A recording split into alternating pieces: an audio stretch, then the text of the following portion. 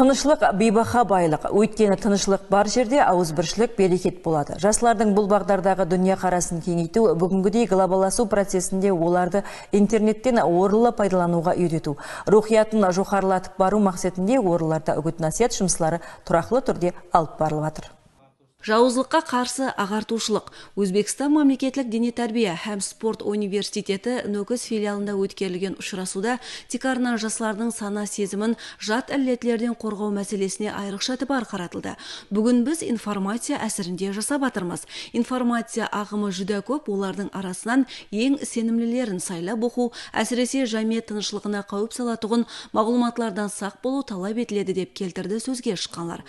Хақиқатында да діни сауаты болмаған жаслар жат іллетлердің тәсіріне беріліп кетуі, надұрыс үгіт насихатлаушы мағлұматларды тарқатпау керектігін айрықша сөз етті. Ұшырасуды өткерудің мақсат бүгінгі күнде дінді нығап етіп, конституцияны аударуға әрекет етіп отырған күшлер һәм олардың алдын алу бойынша түсінік жұмыстары алып барылды.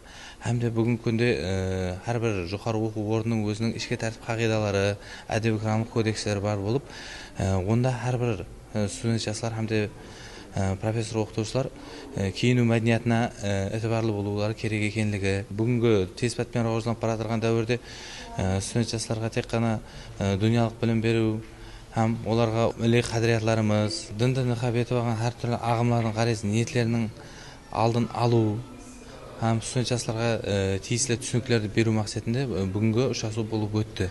Ұшырасуда айрым бұқараларымыз шет мемлекеттерге жұмыс істеуге кетіп, біліп-білмей түрлі ағымларға қосылғанлығы, мемлекетімізде дін қатынастары, интернеттен пайдалану мәдениеті, жастардың социалдық тармақтар арқылы жат идеялар тәсіріне берілмеу, тынышлықтың қадіріне жету сияқты мәселелерде өз ара пікір алмасылды.